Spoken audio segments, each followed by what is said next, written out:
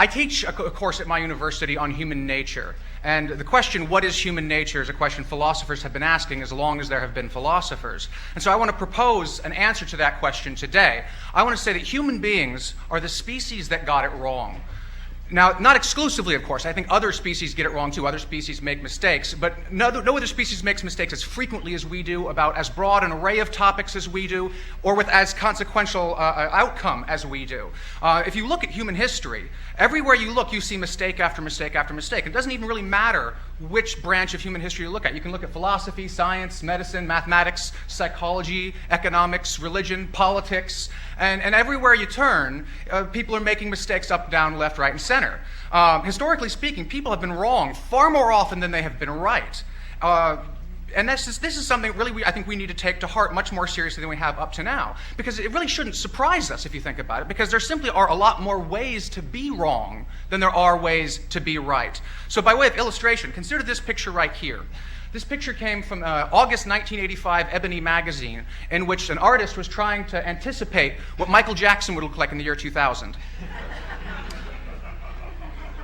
Eerie, isn't it? I mean, like, don't you want this guy's crystal ball? I mean, I tease, but honestly, it's not really fair, because even if Michael Jackson hadn't ended up looking like Michael Jackson, the odds that he would look even remotely similar to that are just very, very slim.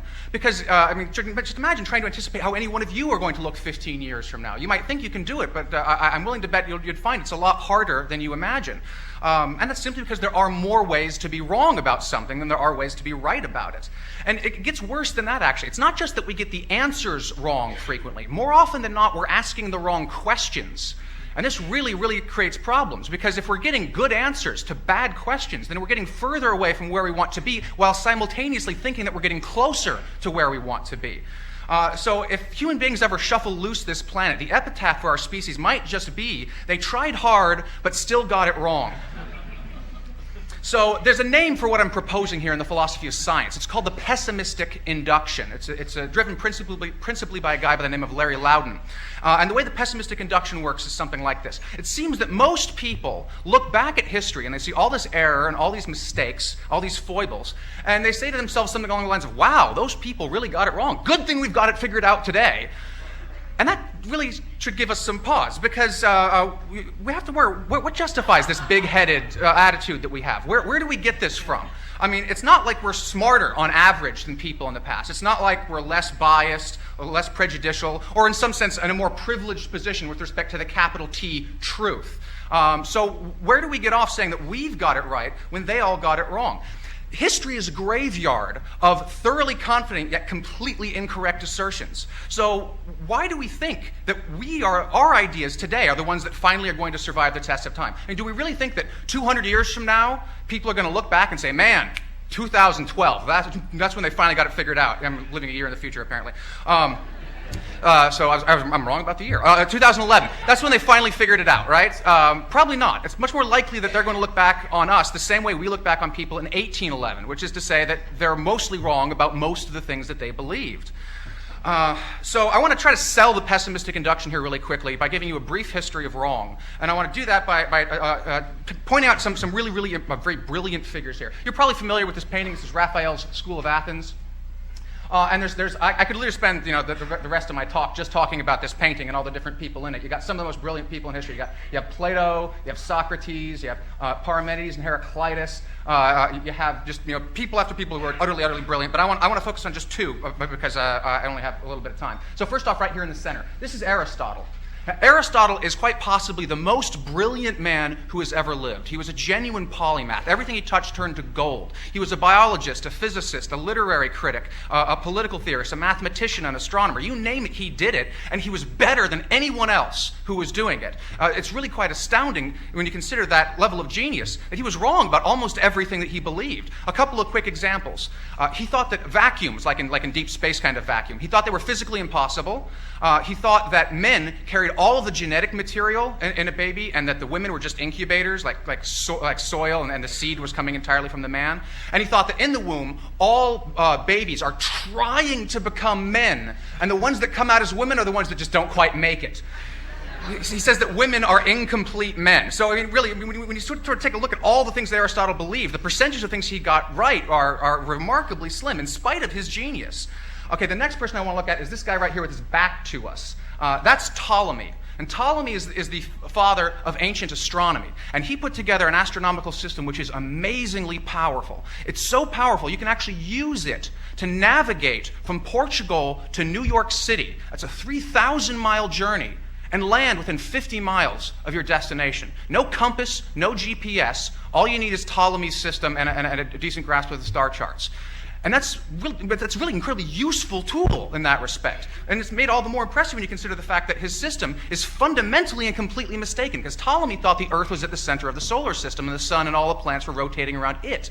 Now ask yourself really quickly, how is it possible that something that's that wrong can be that useful? And there's an important lesson to be learned there. Just because something is useful, just because something is pragmatic, does not mean that it's correct. Hold that lesson in mind as we continue to move forward.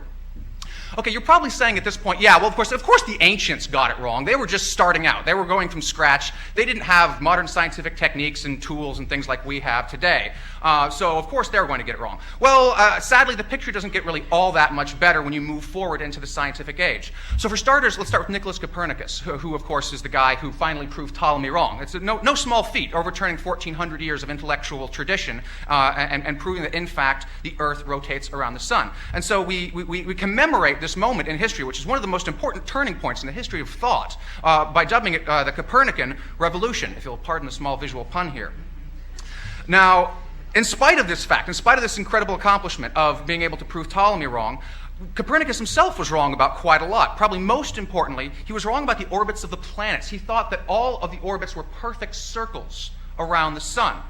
And that is actually a large part of the reason why it took over 100 years for the Copernican revolution to really take off. Because if you have that assumption, the math doesn't add up. Lots of people talk about the Copernican revolution as if it was just a matter of church versus science, and that's really a gross oversimplification. There was good scientific reasons for rejecting Copernicus's ideas, because today we know that the orbits of the planets are actually ellipses. Now that might seem like a small detail to you non-astronomers out there, but this is actually a major problem. Like I said, this gummed up the works for about 100 years. And caused a lot of resistance to Copernicus's ideas. So this is not a minor or a small mistake here. This is a fairly major mistake.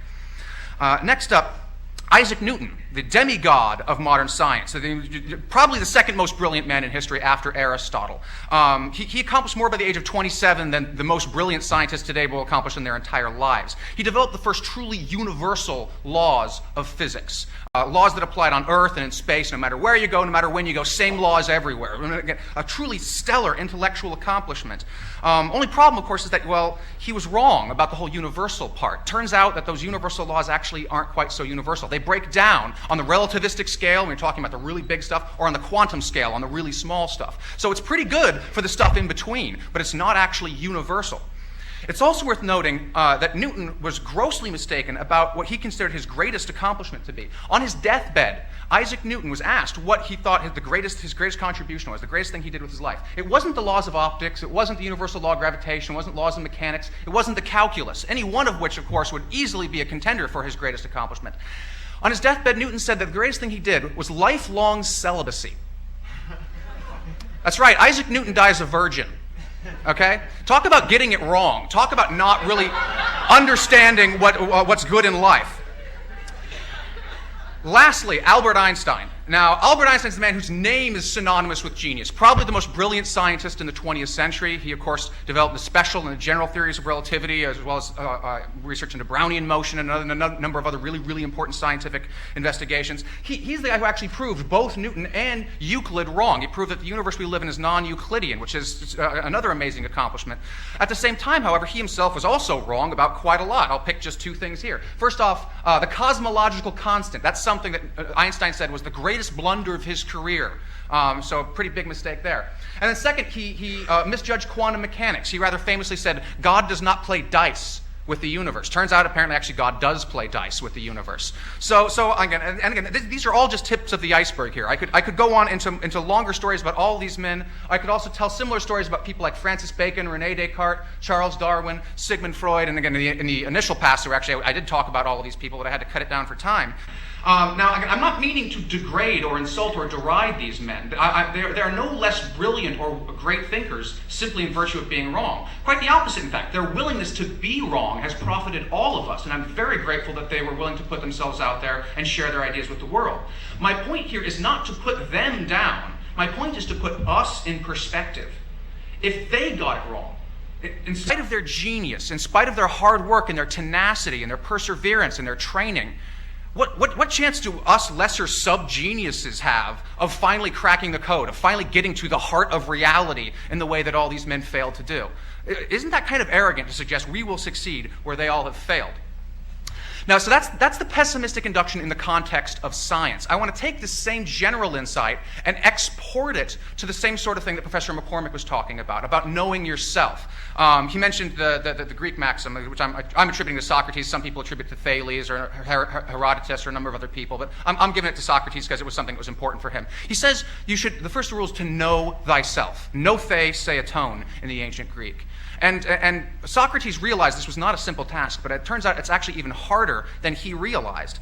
Just as there are barriers to scientific knowledge and scientific understanding, there are barriers to self-understanding. And so I want to say that the pessimistic induction here really has a very broad-based application. Ignorance, arrogance, bias, blunder, all of these things corrupt and undermine our attempts to know ourselves. And I want to put out the possibility for you that maybe it's just impossible to ever completely and authoritatively know who you are. So I want to try to sell this. Professor McCormick mentioned René Descartes and his idea of the incorrigibility of our own beliefs. So for example, I might be wrong about what I perceive. I sit here and it looks like I'm looking out at a room full of people, but it might turn out that I'm actually dreaming right now. In fact, I think I actually did have this dream a couple of times over the last week, so that's not an implausible hypothesis.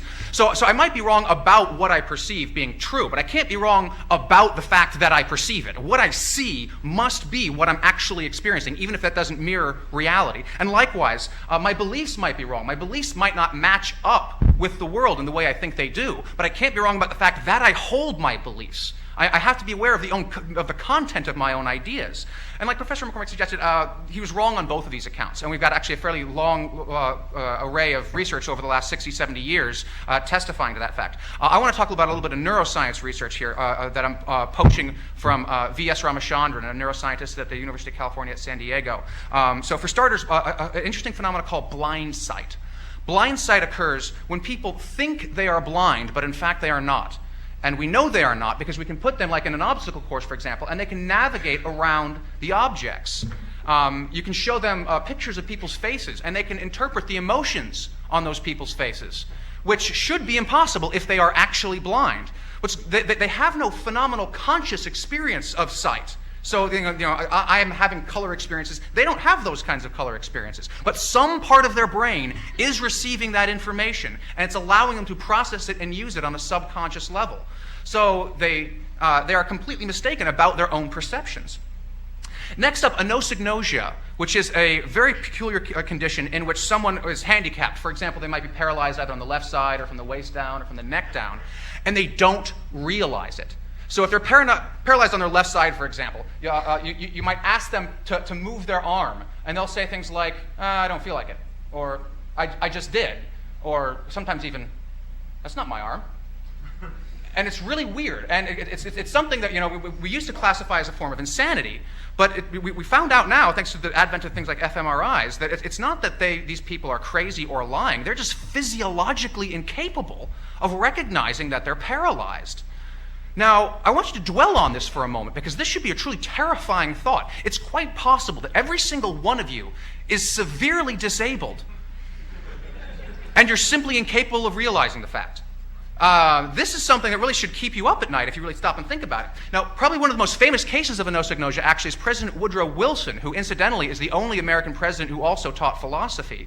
He had a stroke during his term in office, and very, very poor judgment, and he refused to acknowledge the fact that he had been incapacitated as a result of this. And partially as a result of that stroke and of his anosognosia, the League of Nations collapsed, and that led it directly to World War II. So it's quite possible that this case of anosognosia actually was a tipping point in the history of the 20th century. Okay, last case here. I want to talk about split brain cases. Split brain is what occurs when the corpus callosum, that's a little bundle of fibers that connects the left hemisphere and the right hemisphere of the brain, that gets severed for a number of reasons. And when that happens, you can actually interrogate the left hemisphere of the brain and the right hemisphere of the brain separately. And what you find is really fascinating things. It turns out that the left hemisphere and the right hemisphere don't always agree on everything. One of Ramachandran's patients, he asked the left hemisphere of his brain if he believed in God, and he said yes. He asked the right hemisphere, and he said no. Now this has some serious theological consequences. What happens when this guy dies? Does the left half of his brain go to heaven and the right half of his brain go to hell? I mean, how exactly are we to reconcile that? But even aside from the theological consequences, what this suggests actually is that this sort of picture we have of a single consciousness that's sort of unified and together is largely an illusion, and that parts of our brain believe some things that other parts of our brains do not. So, again, this is something that probably should freak us out a little bit. But you might be thinking, well, this is just for people with abnormal brains. This is for people with brain damage. This is not for people who, presumably like myself and like you, who have normal functioning brains. Turns out that that's also not the case. We actually have some pretty good reasons for thinking that even people with normal brains are pretty bad at assessing themselves. So the principal research here that I want to talk about is something that comes from two social psychologists named David Dunning and Justin Kruger at the Syracuse University. They noticed something, and they noticed something that suggests that people oftentimes drastically overestimate their own abilities at fairly basic tasks. They think they're the greatest in the world, and in fact, they're quite miserable. So I imagine you guys are familiar with this effect in certain contexts, like in the show The Office, but you might be less familiar with it in other contexts. So here, example is a graphic that I took from their article. I think this was mathematical ability. They gave people a basic math test, and they asked them, how well do you think you did on the math test? Here are their actual test scores, and here is their assessment of their performance. So the people who did the worst were most likely to drastically overestimate their own abilities. And even people who didn't quite do the worst are still pretty bad. There's a few people who are at least roughly close in the ballpark of accurately assessing their own performance, and the best of the best. So they decided to repeat this study, not just with math, but with all sorts of other things. They did it with language skills, sense of humor, memory, you name it, and the same general pattern repeated itself. So people are systematically overestimating their own abilities. And all kinds of people are subject to this effect too. It started with students, but then they broadened it out. Teachers, doctors, lawyers, scientists, all of them fell prey to it. So I'm sure all the professors on this stage are above average. But it turns out that 90% of professors actually do believe themselves to be above average teachers, which means that most professors, even professors of psychology who should be astutely aware of the Dunning-Kruger effect, don't think it applies to them. So these same deficiencies, in other words, which are leading us to make poor decisions, are masking our inability to realize that we make poor decisions. In other words, we're too stupid to realize how stupid we are. We're too incapable to realize how incapable we are. And so if we apply this to the general theme that I'm pushing here today, that it's difficult to know ourselves, if we are all deficient at knowing ourselves, that very same deficiency is going to make it hard for us to realize how deficient we are at coming to at a decent understanding of ourselves. So I want to sort of try to steer this into a more practical dimension. I want to talk a little bit about happiness. And I suspect if you guys think you know yourselves pretty well, you probably think you know what will make you happy and what will make you unhappy. So I want to give you here a quick test. Do you think you would be happier if you won, let's say, $200 million in the lottery, or if I paralyzed you from the waist down? Which would you pick? Anyone not want to go for the money? Yeah. Didn't think so. Everyone takes the money, right? Because everyone thinks that the money is going to make them happier. Turns out that's actually not true, at least not in the long run. There's data on these people. You can actually analyze them scientifically, how happy they are. And it turns out that 1 year after winning the lottery and 1 year after being paralyzed from the waist down, both of these groups of people revert to baseline happiness. That is, they say that they're on average no more or less happy than they were prior to winning the lottery or prior to having their accident. So overall level of happiness. So how is it possible that we can be wrong about something that's so apparently obvious as what would make you happier, being paralyzed or winning money? The guy who's done the most work on this, a psychologist by the name of Dan Gilbert at Harvard, says it happens because we fall prey to what he calls the impact bias. We're generally pretty good at imagining what it's going to feel like in the short term, over the next couple of days, the next week or so. And then we project that feeling out in perpetuity for much, much further on than it will actually last. And that really throws off our self-evaluations of what's going to make us happy. So let's apply this idea to a very specific idea. If you ask most people who don't have children whether they want children, most of them will tell you that they do. And if you ask people who have children what makes them happy, most of them will tell you their children. So that seems to suggest that most of us think that children will make us happy. But given everything that we've been seeing so far today, maybe we should not trust these reports. Maybe we should recognize that we can treat this with a little bit of skepticism and incredulity. And let's try to apply the tools of science to figure out how happy children actually make people. Now, I don't know if there's any new parents in the audience. All I can say is sorry for what I'm about to show you, I guess. But this is what the scientific research seems to suggest. We have here 4 separate studies. This is married couples' general satisfaction prior to having children. Once they have children, it dips rather precipitously. It sort of hits rock bottom right around the teenage years. And it only goes up again after the children move out of the house. So it seems that contrary to our common sense assumptions that children make us happy, we've got some pretty good scientific reasons for thinking that that actually is not the case. But it's not just children. It's most of the stuff that we think will make us happy. Fame, talent, wealth, beauty. Most people think if only I had these things, I would be happy. But it turns out that people who have these things are not, on average, happier than people who lack these things. The grass is always greener on the other side of the street, and we acclimate. No matter what we are given, we will adopt and adapt to the standard of where we are. So to quickly recap, it's highly likely that you are wrong about your beliefs, both your scientific beliefs and your sort of non-scientific beliefs. Your emotions, both your current emotions and your future emotions. It's likely that you're wrong about why you believe the things you believe and why you feel the emotions that you feel. You're wrong about when you change your mind, why you change your mind, the accuracy of your perceptions, the accuracy of your self-evaluations, the accuracy of your memories, which is something I actually had to cut. But if someone wants to ask me about that in the Q&A, I'd be happy to elaborate on it.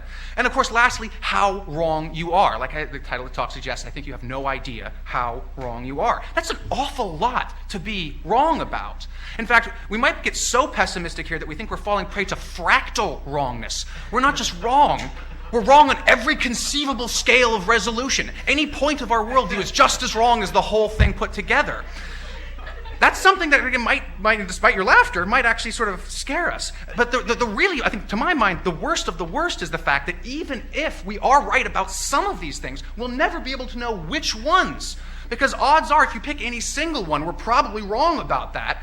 And the reasons that we have for believing that we're right in any given circumstance are the same more or less across the board. We have more or less the same evidence, more or less the same arguments that lead us to believe these things. So it's going to be pretty much impossible to sort the stuff that we are right from the stuff that we're not right from.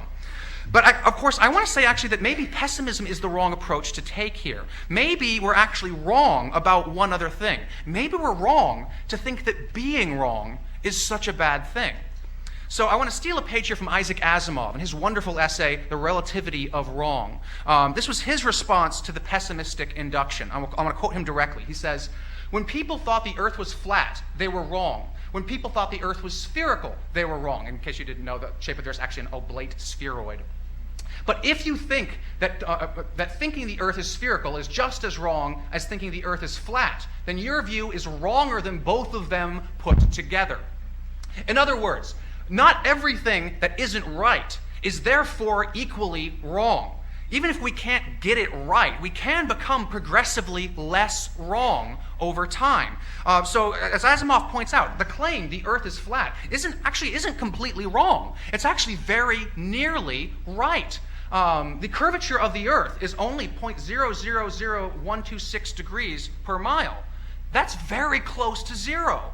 So the people in the ancient days who estimated the earth was flat came pretty close, and we've only modestly adjusted that assessment. But of course, I say that that's the curvature of the earth, but even that measurement isn't right. It's just less wrong than zero. So how about we jettison this idea of getting it right and replace that idea with the idea of getting progressively less wrong? So again, this is in the context of science. Let's apply this to the idea of knowing yourself. What's true of our scientific beliefs is also true about knowing ourselves in general. Maybe we can't ever know precisely who we are, but maybe we can become progressively less wrong about who we are. So I mentioned Socrates' motto, know thyself. He had another important motto, which was, wisest is he knows nothing. That is to say that being right is far less important than realizing what we don't know. And this goes, again, both for knowledge of self and for knowledge of the world. So I think it's time that we start getting comfortable with the fact that we'll never fully know ourselves. I mean, how much better would our lives be? How much better would the world be if people in general were more capable and more comfortable of admitting that they sometimes can be a stranger to themselves, that they're not entirely familiar with why it is that they did what they did or said what they said? How many friendships could have been salvaged if people were more comfortable with that? How many marriages could have been saved? How many wars could have been averted if people were more willing to admit that they were wrong about themselves, to say nothing of wrong about the world?